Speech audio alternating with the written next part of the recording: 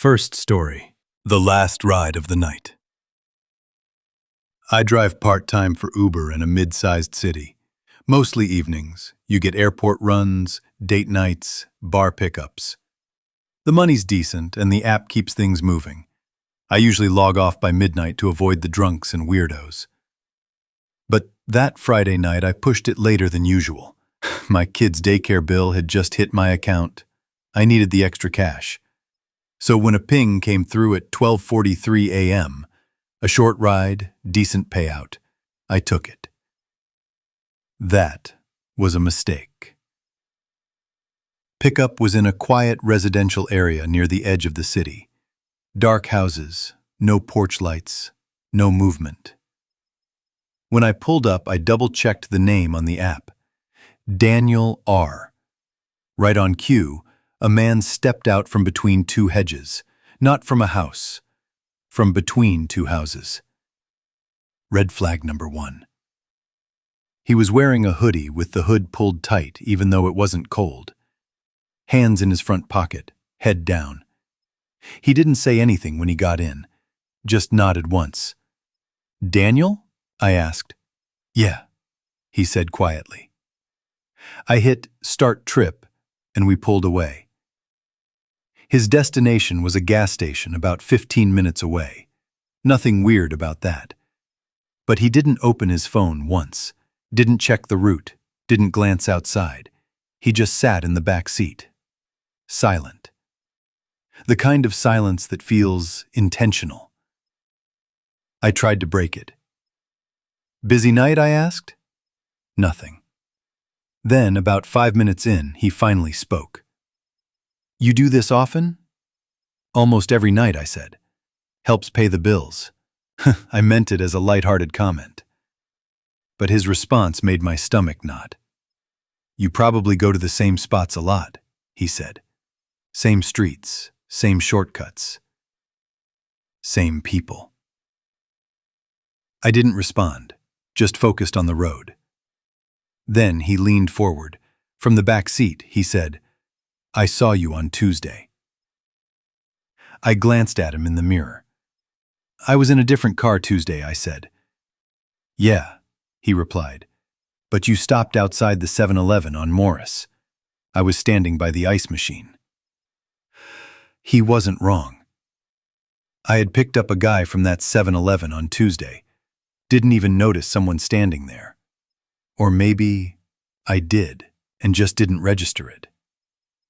Either way, the fact that he remembered me, I suddenly felt like I was the one being tracked. We were about 6 minutes from the gas station when the app glitched. The map disappeared. The screen went black for a second, then flickered back on. But the destination had changed.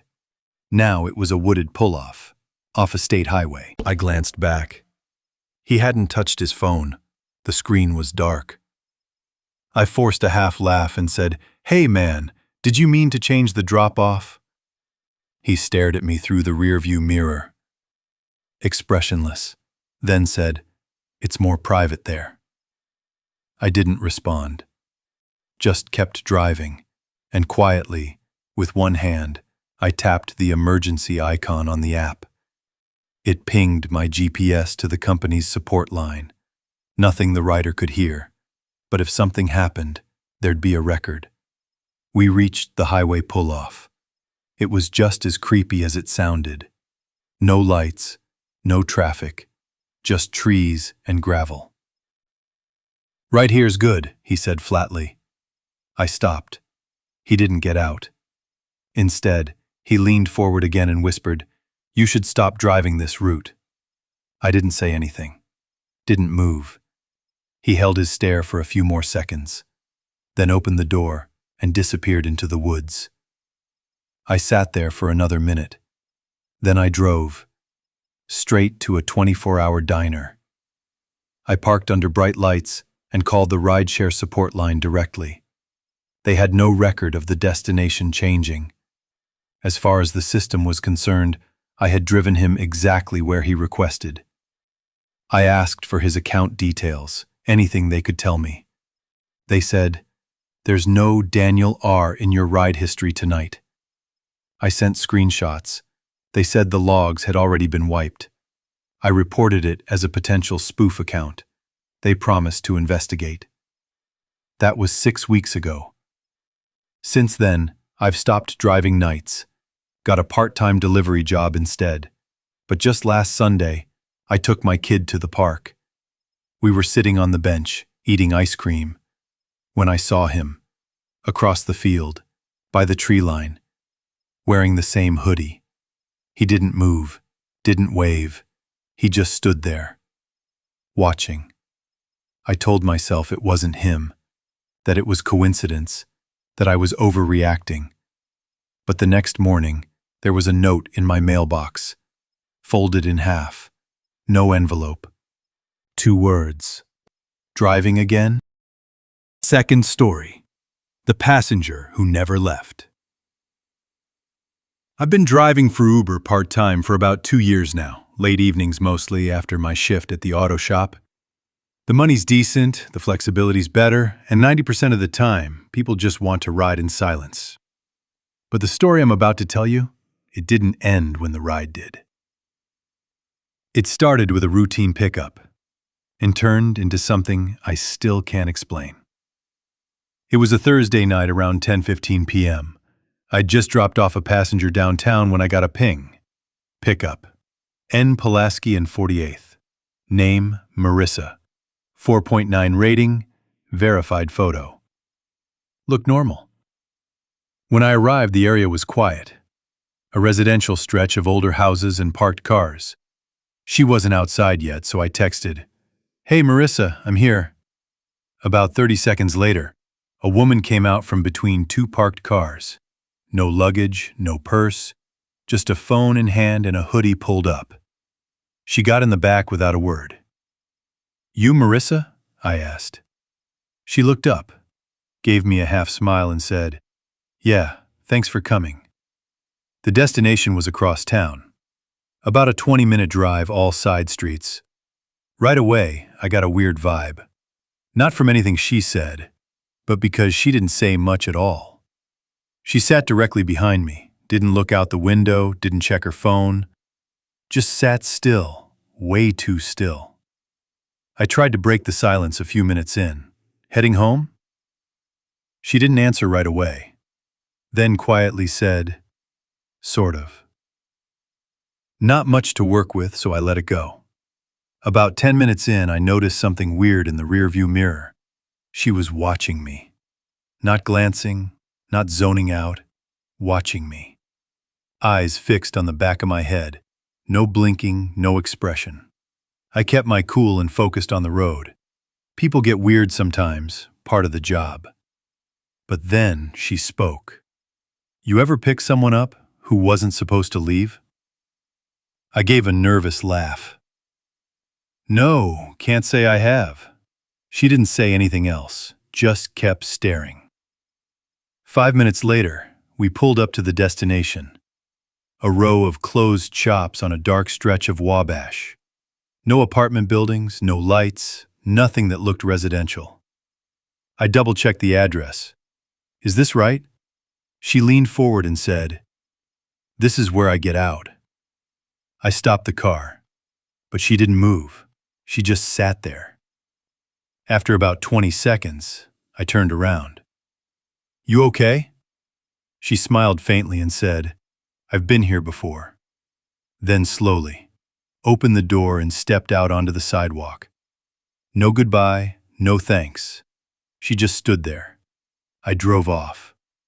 But something about it felt unfinished. I pulled into a gas station a few blocks away, checked the app. Trip ended, 5 stars, no messages. Weird, but over. Or so I thought. That night I got home around 11:30. Parked, locked up, grabbed my gear from the trunk. When I stepped inside, I had this sudden sharp chill. Like someone had left a window open, or something was off. I did a quick lap of the house. Doors locked, windows shut. Maybe I was just tired. I turned in, tried to sleep. but I couldn't shake this feeling, like someone was nearby, watching. The next morning I went out to the car, opened the back seat to toss in my coat, and stopped cold. There was a long blonde hair on the seat. Now I know that's not definitive. Plenty of passengers have long hair. Could have been left from before. But then I noticed something else. The seat belt in the middle, the one no one ever uses, was buckled. I never buckle it. I never touch it. I unbuckled it slowly, and sitting underneath was a small silver key. No tag, no brand, no idea what it opened. I didn't report it. Didn't want to deal with Uber support. I just threw the key in a drawer and tried to move on. But that night, while brushing my teeth, I heard the back door creak. Not open, not slam, just creak. I froze, called out. Nothing. Walked over slowly. Deadbolt was still locked, but the doorknob was slightly turned, like someone had tested it. I didn't sleep that night, and when I checked my security cam the next morning, I found something that made my skin crawl. At 3:27 a.m., a figure had walked through my backyard. The camera caught only a few seconds, a blurry outline, but the shape, the height, it looked like her. The same woman from the ride, same hoodie, just standing behind my garage for nearly 2 full minutes, then gone. I contacted Uber, tried to find the trip record, but there was nothing. No Marissa, no ride on file. My payment history skipped over that time block entirely. I gave them the timestamp, the address, the route. They escalated the ticket and told me they'd get back to me. That was 2 months ago. I've followed up twice. No response. Sometimes I wonder, was she ever a passenger at all? Or did I just pick someone up who had no intention of leaving? Third story. He knew my name before I spoke. I've only had 2 rules driving for rideshare. Don't pick up unverified riders. Don't take requests outside the app. I broke the second one, once. Just once. And I think about it every time I get behind the wheel now. This happened last fall. I'd been driving full-time for about a year, mostly in the suburbs. Nights were slow, but safe, and tips were better out here. It was around 9:30 p.m. I was parked outside a grocery store, waiting for a ping, when I heard a tap on the passenger window. I looked over and saw a guy, mid-30s, baseball cap, dark jacket. He held up his phone and gestured politely. I rolled the window down just a crack. "Hey man, sorry to bother you. My app keeps crashing. Think you could take me like 10 minutes up the road? I'll pay cash." Now, I've said no to this before. It's against policy. But he looked clean-cut, calm, and I'd had a slow night. So I said yeah. He climbed in the back seat, thanked me, and gave an address. Almost right away, I regretted it.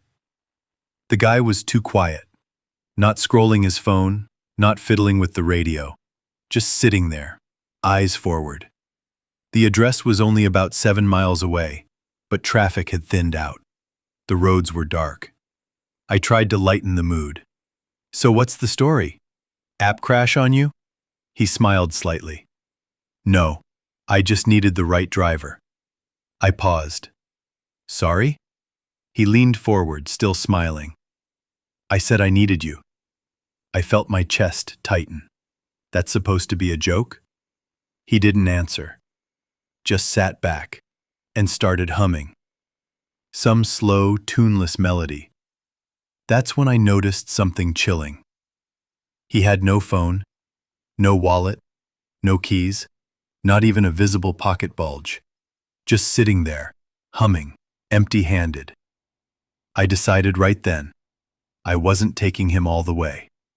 We were about 3 minutes from the supposed address, but I turned off early into a lit gas station lot. "Hey man, I gotta stop here and grab gas. You good?" He didn't say anything. I put the car in park and turned around.